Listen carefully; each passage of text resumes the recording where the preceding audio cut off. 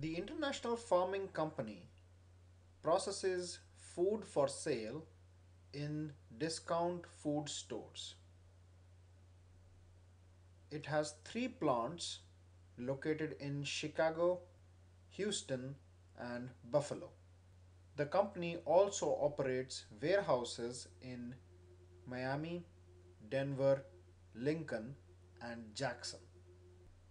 So there is a company by the name International Farming Company, which is in the business of processing food, and it sells the food to the discount food stores. So the company owns three plants. The first one is located in Chicago. So let's say this is the first plant. The second plant is in Houston. So let's say this is where our second plant is located.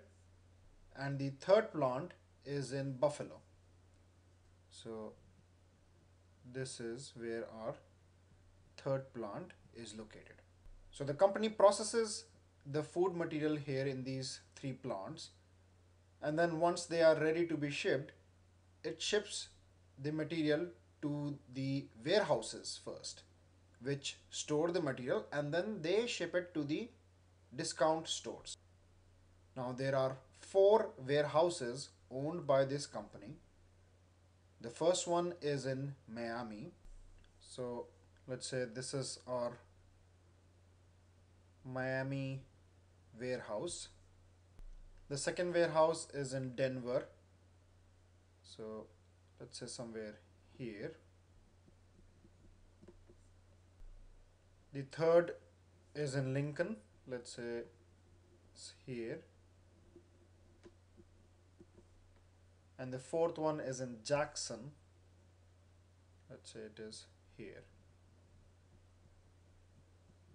So basically the company processes the food material in these plants at Chicago, Buffalo, and Houston. And then from here, the processed food is then shipped to these warehouses. And from these warehouses, the material is then shipped to the discount food stores. So right now, what we have been given is the capacities of these three plants as to how much they can manufacture per week. Then we have been given the demand at these warehouses, and we have also been given the shipping cost from these plants to these warehouses. So the first table here, this shows the plants Chicago, Houston, and Buffalo, and their capacity to process the food material in cases per week. We then have been given the warehouses, that is Miami, Denver, Lincoln, and Jackson, and the demand at each of these warehouses in terms of cases per week. Now the third table lists the shipping cost to warehouses. This is in terms of per case. So for each case being shipped from Chicago to Miami, the cost is $7. Similarly, for each case being shipped from Chicago to Denver, the cost is $2, and so on. Now let us understand this data in more detail. So the first table gives us the capacity in cases per week for each of the plants. Now for ease of calculation, we'll denote the capacity and the demand in terms of hundreds of units. So 10,000 becomes 100, 7,500 becomes 75, 8,000 becomes 80, and so on. And we'll denote the shipping cost in dollars per case. So for shipping from Chicago to Miami, it is $7 per case, and so on. And after solving the problem, then we'll convert the solution to the original problem by again multiplying the shipments and the total cost by 100. So for Chicago, the supply capacity is 10,000 cases per week. So let's express this supply capacity in terms of hundreds. The supply capacity then becomes 100 cases per week. Now for Houston, the supply capacity is 7,500 cases per week. So the supply capacity for Houston is 75 cases per week. Now for Buffalo, the supply capacity is 8,000 cases per week. So in terms of hundreds, the supply capacity becomes 80 cases per week. Now the demand at Miami is 7,000 cases per week. So in terms of hundreds, the demand at Miami becomes 70 cases per week. For Denver, the demand is 9,000 cases per week. So in terms of hundreds, it becomes 90 cases per week. For Lincoln, the demand is 4,500. So demand becomes 45 cases per week. And for Jackson, 5,000 cases per week. So demand here is 50 cases per week. Now, any of the plants can transport the processed food to any of these warehouses. So Chicago can transport the material to Miami, Denver, Lincoln, or Jackson. And each of the shipping route has a cost associated with it. So if we are shipping one case from Chicago to Miami, the cost is $7. If we are shipping one case from Chicago to Denver, the cost is $2, and so on. So from Chicago to Miami, let's draw the route. So here the cost is $7 per case. From Chicago to Denver, the cost is $2 per case. For Chicago to Lincoln, the cost is $4.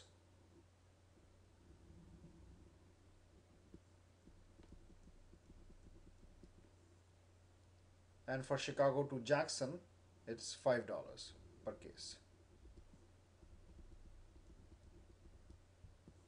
So now with the supply capacities at the plants, demand at the warehouses, and the cost of shipping from the plants to the warehouses provided to us, we have to find out how much cases should be shipped from which plant to which warehouse such that the supply and demand constraints are not violated, and at the same time the cost is minimum. So let's find out the optimal solution for this transportation model. So the first step in solving the transportation problem is the formulation of transportation table. In this step, basically we have to express the supply from origins, requirements or demand at destination, and the cost of shipping from origins to destination in the form of a matrix. So let's try to create the table. Now, after creating the transportation table, a check needs to be done to find out if the total supply and demand are equal. If yes, then the problem is said to be balanced. If not, then a dummy origin or destination is added to balance the supply and demand. So let's add up the supply first. So 80 plus 75 is 155, plus 100 is 255.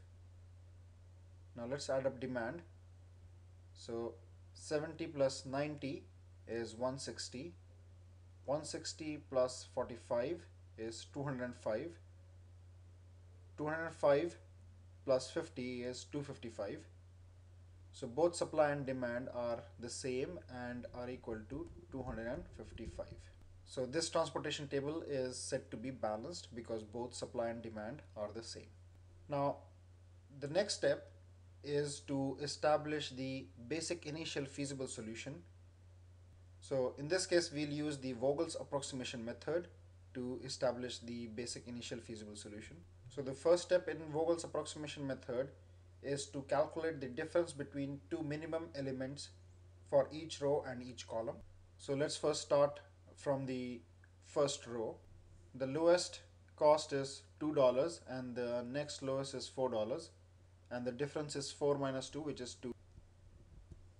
For the second row, the lowest is 1 and the next lowest is 2, so 2 minus 1 is 1. For the third row, the lowest is 4 and the next lowest is 6, so 6 minus 4 is 2. Now going column wise, so the first column, the lowest is 3 and the next lowest is 6, so 6 minus 3 is 3. For the second column, the lowest is 1 and the next lowest is 2, so 2 minus 1 is 1. For the third column, lowest is 4 and the next lowest is 5, so 5 minus 4 is 1. And for the fourth column, lowest is 2 and the next lowest is 4, so 4 minus 2 is 2. So these are basically the penalty costs that we have calculated. Now the next step is to select the row or column with the largest difference. So in our case, the first column is the one with the largest difference of 3. And then the next step is to allocate maximum number of units to the square with the minimum cost in the selected row or column. So we have to choose the square with the minimum cost, which is this one, from Houston to Miami, and try and allocate the maximum amount possible to this square. Now Houston has a supply capacity of 75 cases per week, while Miami has a demand of 70 cases per week. Now even though Houston can supply 75 cases per week, Miami can only take 70 cases per week. So the maximum we can allocate is 70 cases here. Now with this allocation, the entire demand of Miami has been met. So the remaining demand is 0, while at Houston, the remaining supply capacity is now 75 minus 70, which is 5 cases per week. Now since the remaining demand at Miami is now 0, the remaining boxes for Miami are no longer available for allocation. So we'll cross off these two squares. Now let's proceed and redetermine the row and column differences for each row and column except the filled squares and the crossed out squares. So for the first row, the lowest is 2 and the next lowest is 4. So the penalty cost is 4 minus 2, which is 2. For the second row, the lowest is 1 and the next lowest is 2. So the penalty cost is 2 minus 1, which is 1. For the third row, the lowest is 4 and the next lowest is 7. So the penalty cost is 7 minus 4, which is 3. Now we can skip the first column because it is completely allocated. For the second column, the lowest is 1 and the next lowest is 2. So the penalty cost is 2 minus 1, which is 1. For the third column, the lowest is 4 and the next lowest is 5. So the penalty cost is 5 minus 4, which is 1. For the fourth column, the lowest is 2 and the next lowest is 4. So penalty cost is 4 minus 2, which is 2. Now let's determine which row or column has the highest penalty cost. So the third row has the highest penalty cost, which is 3. Now let's allocate the maximum number of units to the square with the minimum cost in this row. So the square with the minimum cost is Buffalo to Jackson. So let's evaluate the supply and demand situation for this square. So Buffalo has a capacity of 80 cases per week, while Jackson has a demand of 50 cases per week. So the maximum we can allocate is 50 cases here.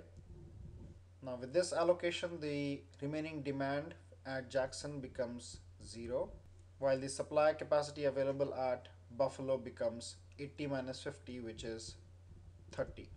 Now since the entire demand at Jackson has been met, Jackson is no longer available for any allocation from any other plants. So we'll cross off the remaining boxes here. Now let's redetermine the row and column differences for each row and column except the filled and crossed out squares. So the first row, the lowest is 2 and the next lowest is 4. So penalty cost is 4 minus 2, which is 2. For the second row, it is 5 minus 1, which is 4.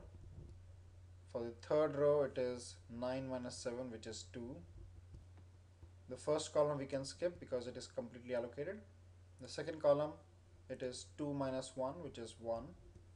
For third column, it is 5 minus 4, which is 1. And fourth column we can skip because it is also completely allocated. Now the second row has the highest penalty cost. So let's find out the square which has the minimum cost for this row. The square is Houston to Denver. So let's try to allocate the maximum that we can to this square. Now let's evaluate the supply and demand situation for this square. So Houston has a supply capacity available of 5 cases, while Denver has a demand of 90 cases. So even though Denver has a higher demand, we can't allocate more than 5. So we'll allocate 5 cases to this square. Now with this allocation, the demand at Denver becomes 90 minus 5, which is 85, while the supply capacity at Houston becomes 5 minus 5, which is 0. Now since the entire supply capacity for Houston has been exhausted, the remaining squares are no longer available for allocation for Houston, so we'll cross off the remaining squares. Now let's again find out the penalty cost. So for the first row, again the penalty cost is 4 minus 2, which is 2. Second row we can skip because it is completely allocated. Third row, it is 9 minus 7, which is 2. Now the first column we can skip. The second column, 9 minus 2, which is 7. For the third column, 7 minus 4, which is 3. And the last column we can skip. Now the second column has the highest penalty cost. So let's try to allocate to the square with the lowest cost for this column, which is Chicago to Denver. So Chicago has a supply capacity of 100 cases while Denver has a demand of 85. So the maximum we can allocate here is 85 cases. So with this allocation, the entire demand at Denver has been met, so remaining demand becomes 0, while the supply capacity available at Chicago is now 100 minus 85, which is 15 cases. Now since the entire demand for Denver has been met, we'll cross off the unallocated boxes to indicate that they are no longer available for allocation. Now with this allocation, we only have 2 boxes remaining, one with the cost of 4 and the other with the cost of 7. So let's first try and allocate to the square with the cost of 4. So Chicago has a supply capacity of 15 cases while Lincoln has a demand of 15. So the maximum we can allocate is 15. So with this allocation, the demand remaining at Lincoln is 45 minus 15, which is 30 cases, while the supply capacity at Chicago becomes 0. Now with this, the entire supply at Chicago has been exhausted and all these squares for Chicago are either crossed off or allocated. So now let's proceed to the last square, which is Buffalo to Lincoln. So Buffalo has a supply capacity available of 30 cases while Lincoln has a demand of 30 cases. So we can allocate 30 cases, which meets both demand and supply. So the remaining demand is now 0 and the remaining supply is also 0. So with this allocation, all the supply and demand has been allocated. So this becomes our basic initial feasible solution using the Vogel's approximation method. Now let's find out the total cost of transportation with this basic initial feasible solution.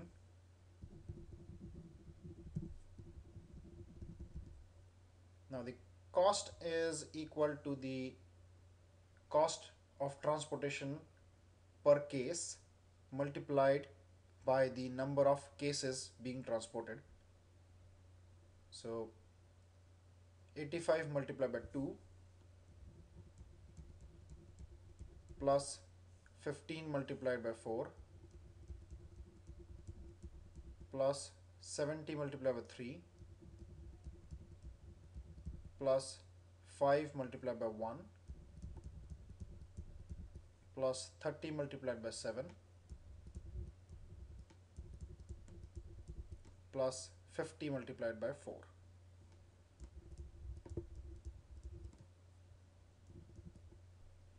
So 5 2s are 10, 1 carryover, 8 2s are 16 plus 1 17 plus 15 4s are 60 plus 7 3s are 21 and 1 0 plus 5 1s are 5 plus 7 3s are 21 1 0 plus 5 4s are 20 another 0.